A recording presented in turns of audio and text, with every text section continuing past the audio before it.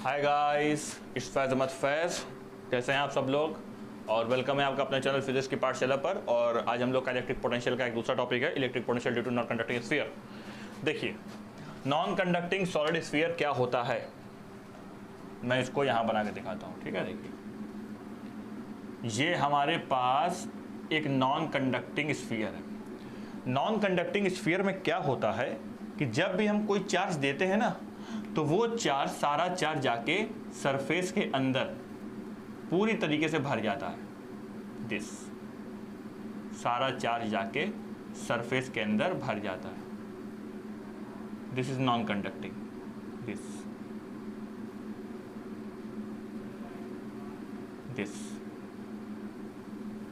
और uniformly set होता है, ठीक है ना, यूनिफॉर्मली डिस्ट्रीब्यूटेड।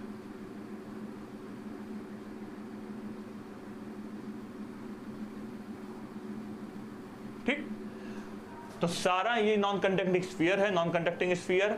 और जैसे तरबूज में पूरा मटेरियल अंदर भरा होता है, वैसे ही इसके अंदर पूरा चार्ज भरा होता है। ठीक है, ये इसका सेंटर है और सेंटर से इसका सरफेस तक, दिस सरफेस, इसका डिस्टेंस है r, और बाहर इसका इस पी पॉइंट पर डिस्टेंस है स्मॉल r। तो ये पूरा नॉन कंडक्टिंग स्फीयर यहाँ पर कितना पोटेंशियल बनाएगा। इलेक्ट्रिक फील्ड के बारे में हम जानते हैं। सबसे पहले ये इसके पूरे वॉल्यूम में भरा हुआ है, जिसको हम बोलते हैं वॉल्यूमेट्रिक डिस्ट्रीब्यूशन। पिछले चैप्टर में हम लोगों ने इसके बारे में पूरा स्टडी किया हुआ है, वॉल्यूमेट्रिक डिस्ट्रीब्यूशन, जिसको हम बोलते हैं रो। रो क्या होता है? चार्ज पर यूनिट वॉल्यूम। तो चार्ज किसके इक्वल होगा? Rho into volume. Volume of the sphere कितना? 4/3 पाई r क्यूब। दिस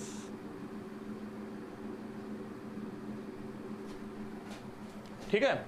तो हमको ये पता लगाना है कि ये पूरा नॉन कंडक्टिंग स्फीयर बाहर कितना पोटेंशियल बनाएगा, सरफेस पर कितना पोटेंशियल बनाएगा, और इनसाइड कितना पोटेंशियल बनाएगा।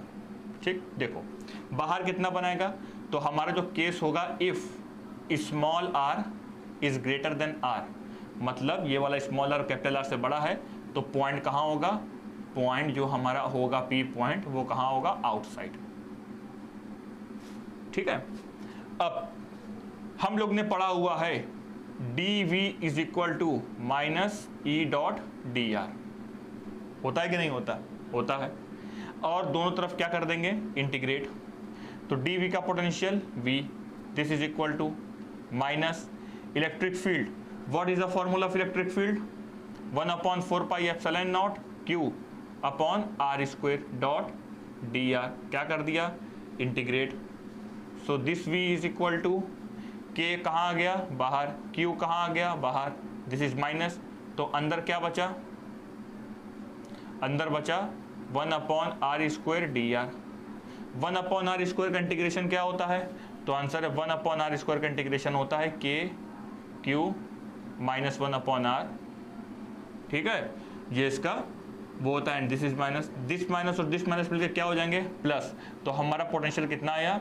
This is equal to k क्या होता है? 1/4 pi epsilon naught, this is q upon r। This is the potential. ये पोटेंशियल हमारा कहाँ आया? आउटसाइड। तो जितना कंडक्टिंग स्फीयर जितना पोटेंशियल बाहर बनाता है, तो याद रखिए नॉन कंडक्टिंग भी उतना पोटेंशियल बाहर बनाता है। ठीक है, वही चीज है। k को बाहर निकाल लिया, 1/4 pi epsilon not, 1/r square का इंटीग्रेशन मैंने बता रखा है। 1/r स्क्वायर डी को हम लिख सकते हैं r के पावर -2 + 1/-2 + 1 दिस। तो r के पावर -2 + 1 क्या होगा? r के पावर -1/-1, तो दिस इज 1/r माइनस। इसको ऐसे हम लिख सकते हैं यहाँ तक। ठीक है ना। अब जैसे जैसे हम P पॉइंट को कम करते जाएंगे, इसका पोटेंशियल बढ़ता जाएगा, और जैसे इसके सरफेस पे आएंगे तो यहाँ पोटेंशियल कितना हो जाएगा? This is 1/4 pi epsilon not q upon capital R। This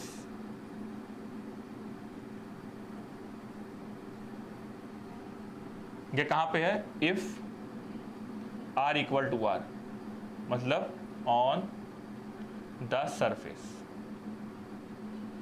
मतलब जो कंडक्टिंग का लेंगे वही नॉन कंडक्टिंग का लिया मेथड। अच्छा, रो को क्या लिखते हैं? चार्ज पर यूनिट वॉल्यूम।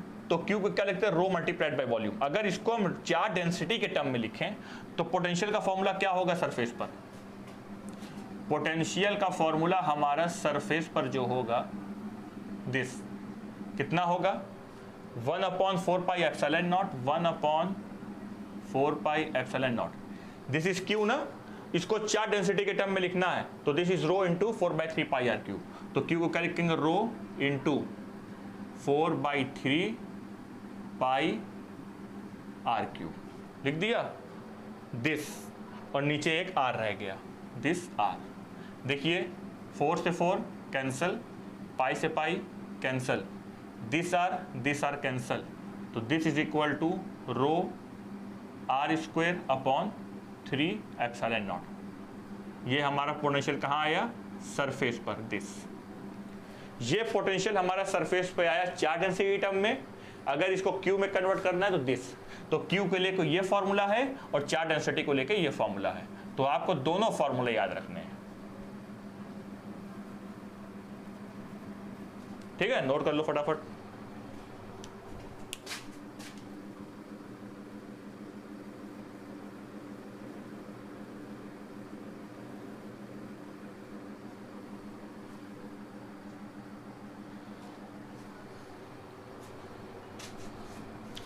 तो जैसे हमारा कंडक्टिंग में है वैसे ही हमारा नॉन कंडक्टिंग में होगा, आउटसाइड ऑन द सरफेस।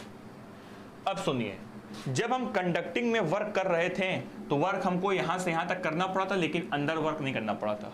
अगर अंदर वर्क नहीं करना पड़ा था तो अंदर कोई पोटेंशियल हमें नहीं मिला था। पोटेंशियल कैसा मिला था, जो सरफेस पे पोटेंशियल था, पिछले लेक्चर में आपने देखा। लेकिन अब हमको यहाँ से यहाँ तक वर्क हमने किया, अब हमको अंदर वर्क यहाँ करना पड़ेगा कि नहीं करना पड़ेगा? तो आंसर है हमको अंदर वर्क करना पड़ेगा। क्यों वर्क करना पड़ेगा? क्योंकि अंदर बहुत ढेर सारा चार्ज है, तो हमको चार्ज को, टेस्ट चार्ज को कंप्रेस करना होगा, और जहाँ वर्क करते हैं वहाँ पोटेंशियल होता है, तो इनसाइड पोटेंशियल होगा, और अंदर चार्ज है तो अंदर पोटेंशियल भी होगा। तो आइए इनसाइड निकालते हैं।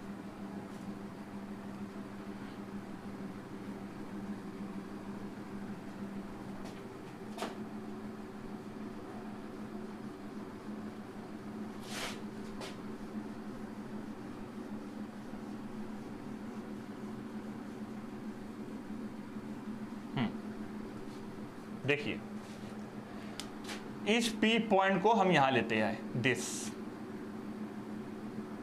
P पॉइंट, और ये जो डिस्टेंस है ये डिस्टेंस है R। तो हम यहां कंडीशन रखेंगे, if capital R is greater than small. ये कैपिटल R स्मॉल r से बड़ा है, तो इसका मतलब हमको पोटेंशियल निकालना है, पोटेंशियल इनसाइड। कहाँ निकालना है? Inside potential. ठीक है, अब सुनिए, अब हमको इनसाइड पोटेंशियल निकालना है। सबसे पहले हम लोग ने पिछले लेक्चर में पढ़ा हुआ है, क्लास चैप्टर 1 में, वॉल्यूमेट्रिक डिस्ट्रीब्यूशन में, नॉन कंडक्टिंग शेल में अंदर इलेक्ट्रिक फील्ड कितनी बनती है? तो अंदर जो हमारी इलेक्ट्रिक फील्ड बनती है इनसाइड, वो हमारी जो इलेक्ट्रिक फील्ड बनती है वो बनती है rho R upon 3 epsilon naught this. ये हमारी इलेक्ट्रिक फील्ड बनती है inside, rho R upon 3 epsilon naught. ठीक है, अब सुनिए, चुपचाप हमको पोटेंशियल निकालना है, तो पोटेंशियल का फॉर्मूला होगा dV equal to minus E dot dr।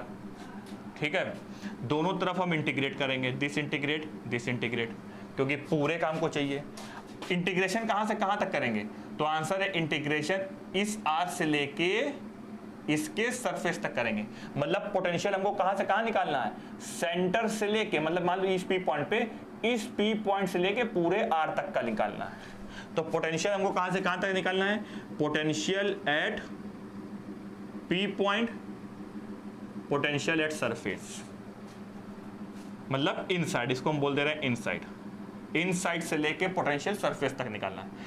यहां पे रेडियस कितना इनसाइड रेडियस है स्मॉल r, सरफेस तक रेडियस कितना है? This is capital R। पहले बोलिए, इतनी चीज समझ में आई कि नहीं आई? वॉल्यूमेट्रिक डिस्ट्रीब्यूशन में नॉन कंडक्टिंग शेल में क्या होता है? नॉन कंडक्टिंग शेल में जो इलेक्ट्रिक फील्ड होती है वो हमारी इतनी होती है। जब भी हम पोटेंशियल निकालते हैं किसी भी स्फीयर का, तो हमको इस फॉर्मूले की मदद लेनी पड़ती है।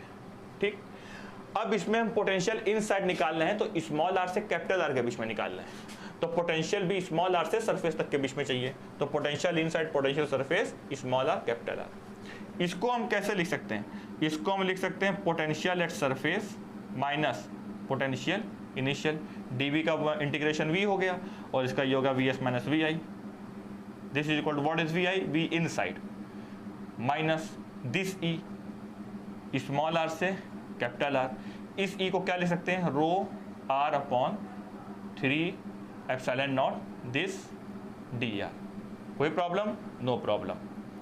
सो this vs minus vi equal to rho r upon 3 epsilon not है ना, तो रो 3 एप्सिलॉन नॉट, ये तीनों कांस्टेंट है तो ये बाहर आ जाएंगे, रो upon 3 epsilon not and this minus, यहाँ क्या बचा, this small r2 capital R, कहाँ से कहाँ तक, r डॉट dr। यहाँ तक कोई प्रॉब्लम, मेरे हिसाब से यहाँ तक आपको कोई प्रॉब्लम नहीं। अब सुनिए, यहाँ आते हैं, this vs minus v inside equal to minus rho upon 3 epsilon naught, r dr का इंटीग्रेशन क्या होता है, r स्क्वायर अपॉन 2, ठीक। दिस कहाँ से कहाँ तक, स्मॉल r से कैपिटल R तक, स्मॉल r से कैपिटल R तक, ठीक। अब vs minus vi is equal to minus rho upon 3 epsilon naught. क्यों रो ले रहे हैं, क्योंकि हम इसको रो के फॉर्म में निकाल रहे हैं, जब रो के फॉर्म में निकालेंगे बाद में चार्ज में कन्वर्ट कर देंगे, रो क्या होता है, चार्ज पर यूनिट वॉल्यूम, तो चार्ज का होता है रो इनटू वॉल्यूम, ठीक है। तो minus rho upon 3 epsilon not, और ऐसे ज़्यादा इजी पड़ता है, ज़्यादा कैलकुलेशन नहीं करनी पड़ती। दिस पहले इस r की जगह कैपिटल R रखेंगे, this r square by 2 minus इस स्मॉल r की जगह ये रखेंगे, this minus r square by 2। कोई प्रॉब्लम, कोई प्रॉब्लम नहीं। अब सुनिए, v एट सरफेस, सरफेस पे पोटेंशियल कितना होता है, अभी आपने निकाला है। सरफेस पे जो हमारा पोटेंशियल होता है, सरफेस पे पोटेंशियल वो होता है 1 upon 4 pi epsilon not q upon capital R, होता है कि नहीं होता सरफेस पे पोटेंशियल। लेकिन यहाँ पे सब रो में ले रहे हैं ना, तो इसको भी आप रो में लिखिए, तो this vs equal to 1 upon 4 pi epsilon naught into R। Charge क्या होता है, charge rho into volume, this is rho and volume what, 4/3 pi r cube, this pi cancel, this 4 cancel, this r cancel, तो vs हमारा कितना आया, this rho capital R square upon 3 epsilon naught. तो यहाँ पे इसको vs की जगह क्या लिखेंगे, rho r square upon 3 epsilon naught. कोई दिक्कत, कोई दिक्कत नहीं। Minus vi equal to minus rho upon 3 epsilon not and this r square by 2 minus r square by 2, this, ठीक। अब इसको उठा के हम उधर शिफ्ट कर देंगे, तो this minus v inside equal to minus rho upon 3 epsilon not and this r square by 2 minus r square by 2, ये इतना हो गया। इसको उठा के इधर भेजा तो ये हमारी वैल्यू माइनस में गई, इसको हम लिखेंगे rho r square upon 3 epsilon naught.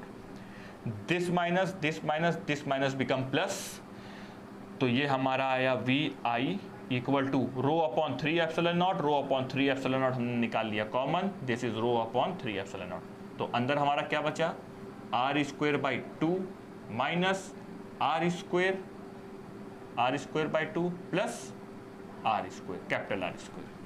कोई दिक्कत, कोई दिक्कत नहीं। तो यहाँ पे जो हमारा v इनसाइड आया, inside v potential, so this is equal to rho upon 3 epsilon naught r square by 2 plus r square by 2, तो 2r square plus r square, this is 3r square by 2, so this is 3r square by 2 minus r square by 2, this is the potential for a non-conducting shell inside the potential non-conducting shell। तो ये चीज आपको याद रखनी है। This easy है कि नहीं है, बहुत इजी है, कोई इसमें ये नहीं है कि बहुत ज्यादा तामझाम नहीं है, कुछ नहीं है। खाली आपको दो फॉर्मूले रटे होने चाहिए। पहला फॉर्मूला, नॉन कंडक्टिंग शेल में इलेक्ट्रिक फील्ड कितनी होती है, इनसाइड इतनी होती है।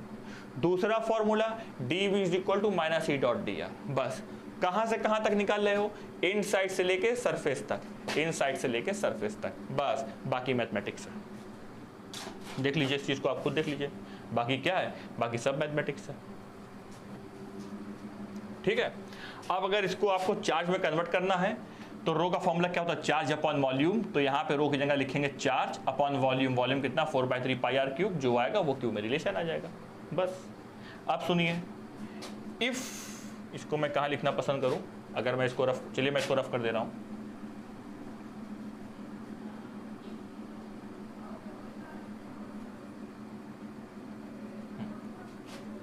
केस, अगर ये स्मॉल आर हम जीरो कर दें, इस आर को हमने क्या कर दिया, सेंटर पे लेगा, इसको जीरो कर दिया, at centre, at centre if small R equal to zero, तो ये सारी क्वांटिटी क्या हो जाएगी, जीरो। तो आपका इनसाइड वी सेंटर पर कितना आएगा, वी इनसाइड एट सेंटर कितना आएगा, this rho upon 3 epsilon not and this 3 square R square upon R 2, 3 R square by 2, this 3 become cancel out, so this is rho r square upon 2 epsilon naught this। ठीक है, ये पूरी quantity zero हो गई, ये 3 cancel हो गया, तो rho r square upon 2 epsilon naught, कहाँ पे, सेंटर पर। मतलब सेंटर पर पोटेंशियल जीरो नहीं है, कुछ है, ये कितना है, मैक्सिमम। चलिए आइए इसका ग्राफ देखिए।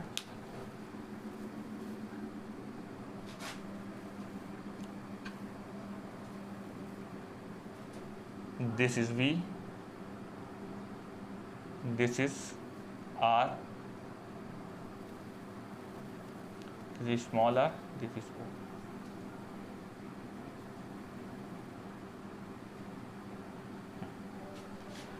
हाँ भाई, यहाँ पे हमारा जो फॉर्मूला है V is equal to 1 upon 4 pi epsilon not Q upon R square. मतलब जैसे जैसे दूर जाएंगे वैसे वैसे हमारा पोटेंशियल कम होगा, दिस। और जैसे सरफेस पे आएंगे तो पोटेंशियल हमारा क्या हो जाएगा, मैक्सिमम। उसके बाद हमारा जो फॉर्मूला आया V का, दिस V, तो this is equal to rho upon 3 epsilon not और R स्क्वायर बाई 2 जो भी आया। तो जैसे जैसे अंदर आएंगे वैसे वैसे इसका पोटेंशियल इंक्रीज होगा, दिस। ठीक है, इसको आपको याद रखना है।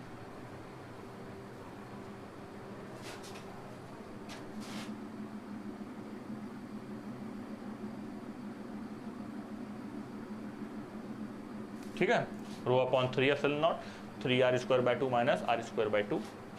और अगर हम इसको जीरो कर देंगे तो यहाँ वी आर के डायरेक्टली प्रोपोर्शनल हो जाएगा। और जैसे जैसे आर, जैसे जैसे हम आर को करेंगे वैसे वैसे ये आर बढ़ेगा। ये देखिए स्क्वायर में टर्म है तो यहाँ आगे क्वांटिटी, दिस नोट कर लीजिए फटाफट। तो ये ग्राफ है आपका, ये ग्राफ किसका है, नॉन कंडक्टिंग। ठीक है, चलिए इधर देखिए,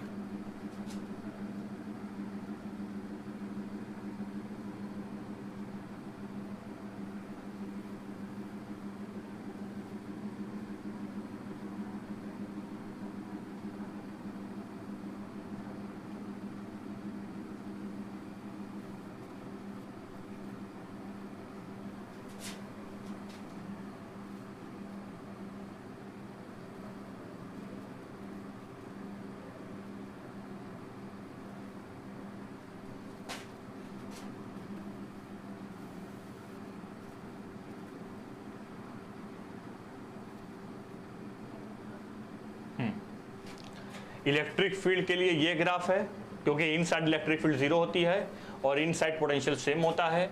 तो ये दोनों ग्राफ किसके हैं, ये दोनों ग्राफ कंडक्टिंग शेल के हैं, कंडक्टिंग शेल या कंडक्टिंग सॉलिड। ठीक है, ये दोनों ग्राफ, सारी स्टडी मैंने करा रखी है इसकी।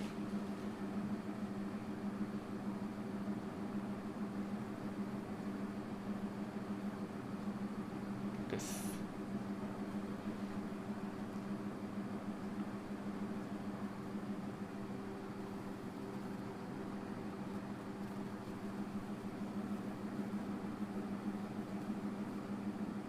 this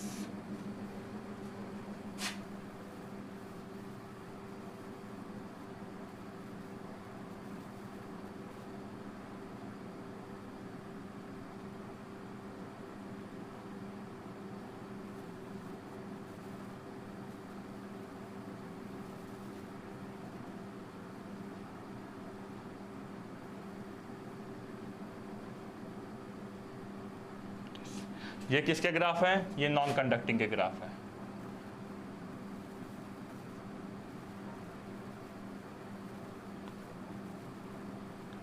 ठीक है, तो कंडक्टिंग के लिए इलेक्ट्रिक फील्ड और पोटेंशियल का ग्राफ, नॉन कंडक्टिंग के लिए इलेक्ट्रिक फील्ड और पोटेंशियल का ग्राफ नोट कर लीजिए फटाफट। E versus R, V versus R का ग्राफ, चारों ग्राफ आपको याद होने चाहिए। तो आइए अब पढ़ते हैं इलेक्ट्रिक पोटेंशियल एनर्जी के बारे में। ठीक है, सुनिए इलेक्ट्रिक पोटेंशियल एनर्जी क्या है। देखो, ये हमारे पास एक सोर्स चार्ज है जो अपने चारों तरफ एक इलेक्ट्रिक फील्ड बनाएगा और इस पी पॉइंट पे हमने इन्फिनिटी तक बनाएगा और इस पी पॉइंट पे हमने कहा भैया पोटेंशियल बताओ, तो आपने पोटेंशियल बताया क्या? पोटेंशियल जो हमारा होता है this V is equal to work done पर यूनिट चार्ज। ठीक, हमने पढ़ा हुआ किसी टेस्ट चार्ज को वो ये इसको रेपेल करना चाह रहा है और हम इसको ऐसे पकड़ के धक्का मार के लेके आ रहे हैं और इसको लाकर हमने यहाँ सेट कर दिया। दिस हमने यहाँ सेट कर दिया और यहाँ पे लाके चिटकिनी लगा दी। जैसे ये हमारे पास एक स्प्रिंग है, दिस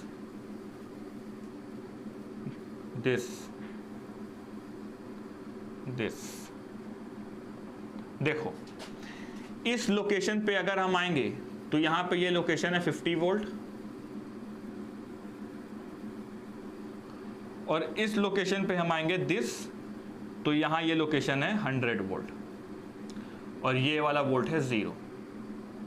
मतलब क्या, यहां का पोटेंशियल 50 वोल्ट है, यहां का पोटेंशियल 100 वोल्ट है, यहां का पोटेंशियल 0 है। अगर यहां का पोटेंशियल 0 है इसका मतलब हमें यहां कोई वर्क डन नहीं करना पड़ेगा। अब अगर इस स्प्रिंग को हम ऐसे दबाते लेकर आके हमने इसको यहाँ सेट कर दिया और यहाँ ट्रिगर लगा दिया, चिटकिनी लगा दी और अपना लगाया हुआ वर्क मैंने हटा लिया, तो अब बताओ यहाँ पे मेरा लगाया हुआ पूरा वर्क कहाँ गया? तो आंसर इस स्प्रिंग में गया। ठीक, जितना मैंने वर्क लगाया मेरा लगाया हुआ सारा वर्क इस स्प्रिंग में गया। ठीक, इस स्प्रिंग के पास अपनी एक एनर्जी आ गई जिसको हम बोलते हैं potential energy. Basically potential energy की फिजिक्स में कोई सही थ्योरी नहीं बनी, लेकिन पोटेंशियल एनर्जी को डिफाइन नहीं कर सका, लेकिन फिजिक्स में इसको हम इस तरीके से डिफाइन करते हैं कि किसी भी ऑब्जेक्ट को अगर हम उसकी लोकेशन को चेंज कर दें, उसके अंदर के मॉलिक्यूल्स की लोकेशन को चेंज कर दें, तो उसके मॉलिक्यूल्स को जो चेंज करने में एनर्जी लगती है उसी को हम बोलते हैं पोटेंशियल एनर्जी। जैसे ये ऑब्जेक्ट की पोजीशन यहाँ थी, इसको कंप्रेस करके इसकी पोजीशन को हमने यहाँ कर दिया, तो कंप्रेस करने में हमें जितनी एनर्जी लगी उसी को हम क्या नाम देंगे? Potential energy. ठीक, अब सुनिए, तो हमने यहां से इसको एनर्जी दी, यहां का वोल्टेज 50 वोल्ट था, यहां का पोटेंशियल 50 वोल्ट था और हमने एनर्जी दे के ट्रिगर लगा के सेट कर दिया और अपनी लगाई हुई एनर्जी मैंने हटा दी। तो मेरी लगाई हुई सारी एनर्जी कहाँ चली गई? लॉस हो गई क्या? तो एनर्जी का नेवर भी लॉस, एनर्जी कभी लॉस नहीं होती। कहाँ गई? तो आंसर मेरी लगाई हुई सारी एनर्जी इस स्प्रिंग में चली गई। अब हम ये कैसे पता लगाएं कि कितनी लगाई हुई एनर्जी स्प्रिंग में गई? तो आंसर है यहां का वोल्टेज अगर 50 वोल्ट था तो मेरी यहां एनर्जी भी खर्च हुई 50 joule. This is potential energy. अब इसको मैंने और दबाया, दबाने में हमें और एनर्जी लगी, इसको यहां से यहां लाने में और एनर्जी लगी। दिस जब हम इसको यहां लेकर आए तो अब आप बता सकते हैं कि यहां पे हमें एनर्जी कितनी लगी? पोटेंशियल एनर्जी का सिंबल U है, कितनी एनर्जी लगी? तो आंसर अगर यहाँ का वोल्टेज 50 वोल्ट था तो एनर्जी लगी 50 जूल, तो यहाँ का वोल्टेज अगर 100 वोल्ट है तो यहाँ हमको एनर्जी लगेगी 100 जूल। एनर्जी हम किस पे कर रहे हैं? स्प्रिंग पे कर रहे हैं। तो बस हमने निकाल लिया, जितना हम वर्क करेंगे किसी टेस्ट चार्ज पर वही हमारी एनर्जी कहलाएगी। तो यहां से हमने पोटेंशियल एनर्जी का फॉर्मूला बनाया। पोटेंशियल क्या होता है? वर्क चार्ज पर करो, वर्क डन पर यूनिट चार्ज। तो वर्क क्या है, potential into charge, this and this charge and this work are scalar quantity, this is scalar quantity, दोनों का डॉट प्रोडक्ट, और ये हमने वर्क इस चार्ज पर किया, तो यही हमारी क्या हो गई energy, and this energy is known as potential energy V Q, this is potential energy. हम ज्यादा आपको 11 में नहीं ले जाएंगे, कुछ बच्चे क्या हैं उनका 11 का कॉन्सेप्ट थोड़ा कमजोर, तो कोई ये कहेगा कि भैया change in potential energy is equal to minus of change in work done conservative. हम इस पे लाएंगे ही नहीं आपको, हम 12 के रूल से आपको समझा देंगे। जो 11th का है वो इससे समझ लेगा, जो 12th का है वो इससे समझ लेगा। तो 12 के बच्चे आप ऐसे समझिए कि जो वर्क आप किसी टेस्ट चार्ज पर करेंगे वही आपकी एनर्जी कहलाएगी, बस। कौन सी एनर्जी, पोटेंशियल एनर्जी। तो यहां से यहां तक आपने इस पे वर्क किया, इस चार्ज पर वर्क किया, इस चार्ज पर, तो ये आपकी क्या कहलाएगी, work. This work is known as potential energy, और पोटेंशियल एनर्जी का फॉर्मूला क्या बना, पोटेंशियल मल्टीप्लाइड बाय चार्ज।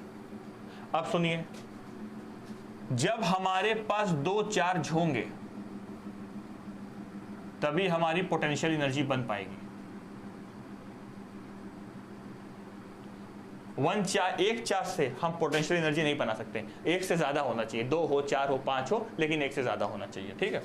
अब सुनिए, पोटेंशियल का फॉर्मूला टेस्ट चार्ज के लिए क्या था, सोर्स चार्ज के लिए, सॉरी सोर्स चार्ज के लिए 1/4 pi epsilon not Q upon R, potential का फॉर्मूला, और किससे मल्टीप्लाई कर देना है, Q से। तो this is the formula of potential energy in the term of source charge.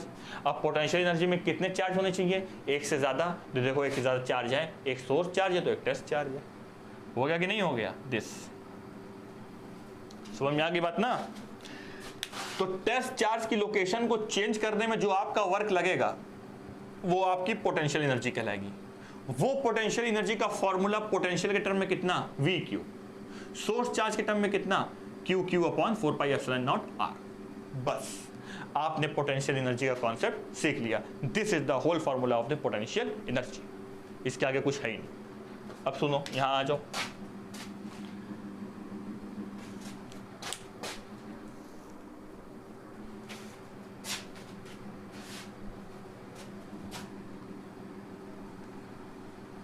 Note कर लेना। अब सुनो, सिस्टम ऑफ चार्जेस।